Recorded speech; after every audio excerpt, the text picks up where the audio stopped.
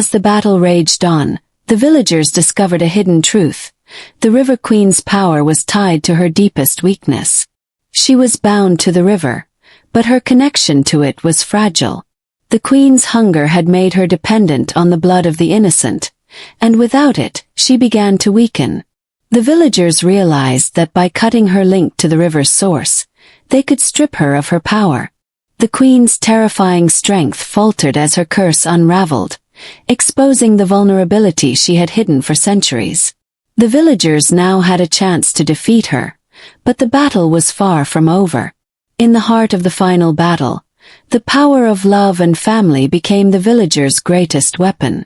The king, with his fierce love for his child, stood at the forefront, determined to protect Nia at all costs. The villagers fought not for themselves but for the future of their families and the memory of those already lost. Their unity was their strength. As they pressed forward, the Queen's curse weakened with every act of bravery and selflessness. It was their bonds, those deep, unbreakable connections, that became the very force that began to unravel the Queen's power and bring her reign to an end. As the battle between the villagers and the River Queen reached its peak, something unexpected happened. The jungle grew eerily quiet. The rustling leaves and distant animal calls fell still. Even the river's raging waters seemed to hold their breath. The spirits of the jungle, once bound by the Queen's curse, stood watching, waiting. It was as if nature itself had paused, waiting for the Queen's reign to end. In this unnatural silence, the villagers knew the moment had come. The Queen's hold on the land was slipping, and the jungle's peaceful whispers signaled that victory was within reach. As the final blow was struck, the River Queen let out a soul-shattering cry. Her spirit, long twisted by greed and hunger, screamed in agony, echoing through the river and the jungle. The sound was a mixture of rage, sorrow, and desperation, as though she realized her reign was over. Her once mighty form trembled, the curse unraveling with every tear that fell from her eyes. Her spirit, bound to the river for so long, could no longer sustain itself.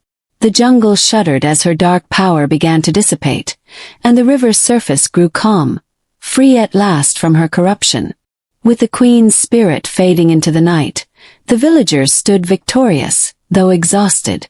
The jungle, once thick with darkness and fear, began to breathe again. The river, now calm and clear, no longer echoed with the Queen's rage. The villagers, their hearts still pounding, gathered around the king and Nia, who had been saved from the Queen's grasp. The curse that had haunted their people for generations was finally broken.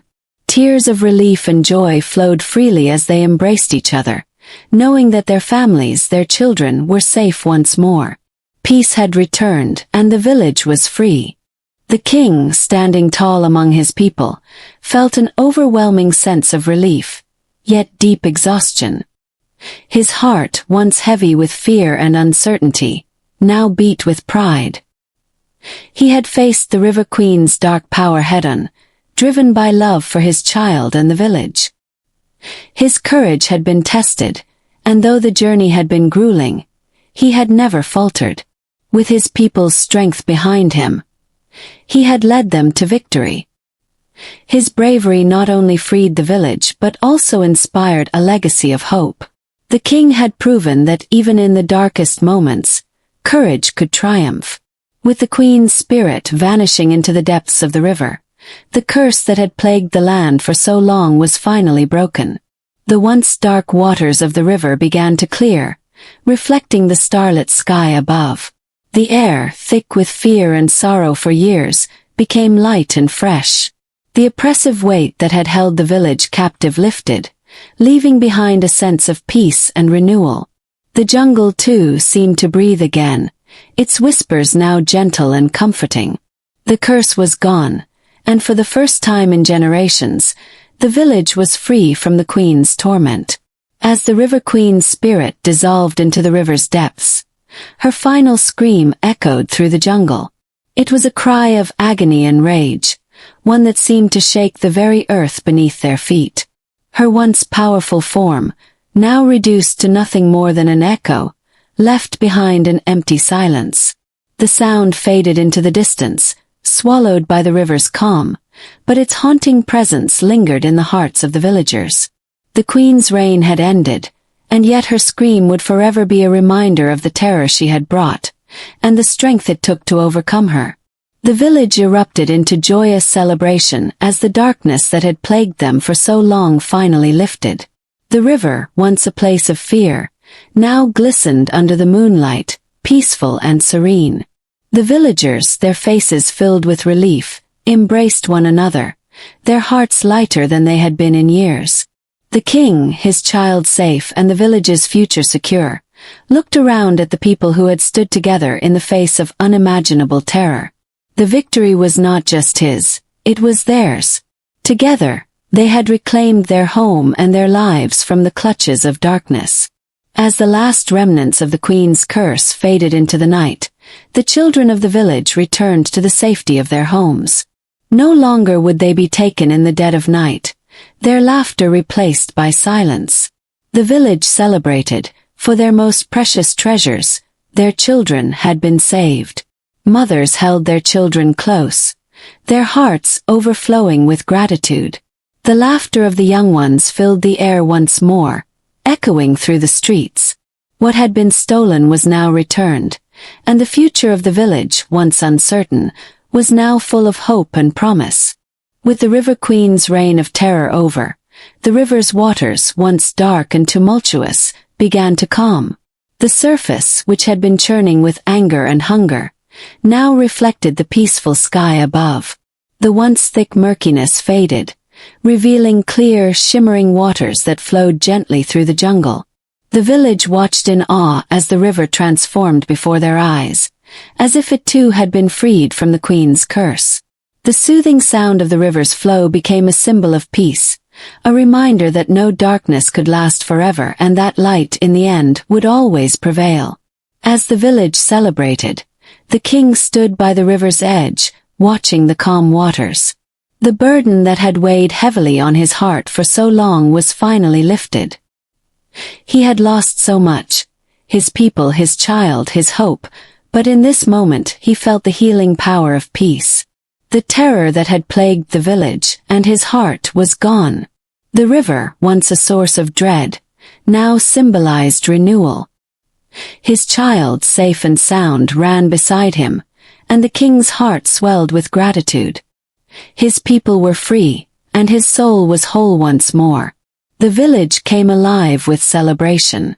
Music filled the air, and the sound of dancing echoed through the streets.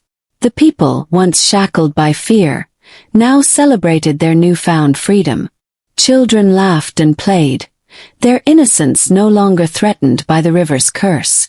The king and his people gathered in the village square, sharing stories of their victory over the River Queen. The air was thick with joy, as the weight of years of terror had finally been lifted.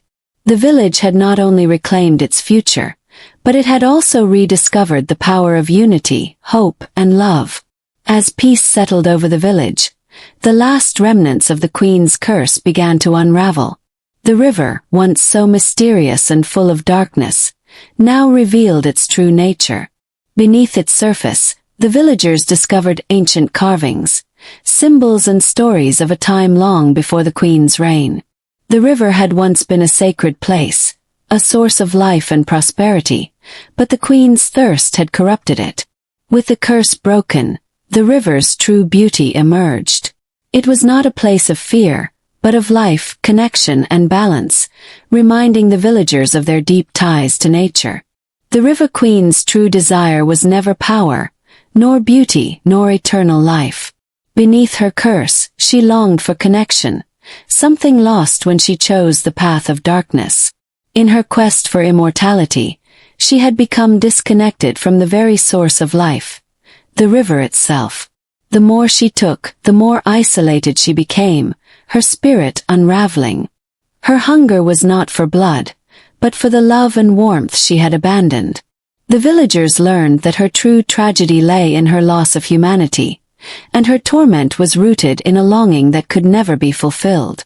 With the River Queen's spirit finally gone, the terror that had plagued the village for so long came to an end. The river, once a place of fear and sorrow, now flowed peacefully through the jungle, a symbol of renewal. No longer would children disappear in the dead of night, or be claimed by the queen's dark hunger. The village, once gripped by dread, was now free. The oppressive weight that had shadowed their lives for generations lifted, and for the first time in years, the villagers could breathe easily, knowing that the river's terror had been vanquished forever. As peace returned to the village, the elders gathered the people to reveal the hard truth behind the River Queen's curse. The queen was not a mere monster, but a tragic figure, twisted by her own choices. She had once been a protector of the river, but her greed and thirst for power had corrupted her soul, binding her to the river and trapping her in an endless cycle of hunger. The villagers now understood that her reign was not born of malice, but of a deep, tragic desire for connection. With this truth, they mourned the queen's lost humanity, even as they celebrated their victory. With the River Queen's terror vanquished, the children of the village were finally free to grow and thrive. No longer would they fear the river's call or the darkness that lurked in the night. Their laughter echoed through the streets once more, filling the air with joy and innocence. The villagers, especially the parents, watched with grateful hearts as their children played without fear. The future was now bright, full of possibilities. The village had been reborn, and the children, once the victims of a curse, would now grow up in a world of peace, surrounded by love and safety. The king, once burdened by fear and doubt, had proven that wisdom and courage could overcome even the darkest forces. His decisions, guided by love for his people and his family, had led the village to victory. He had faced the River Queen head-on, not with brute strength, but with a clear mind and an unshakable resolve. In the end, it was his wisdom that unraveled the queen's curse and freed the village.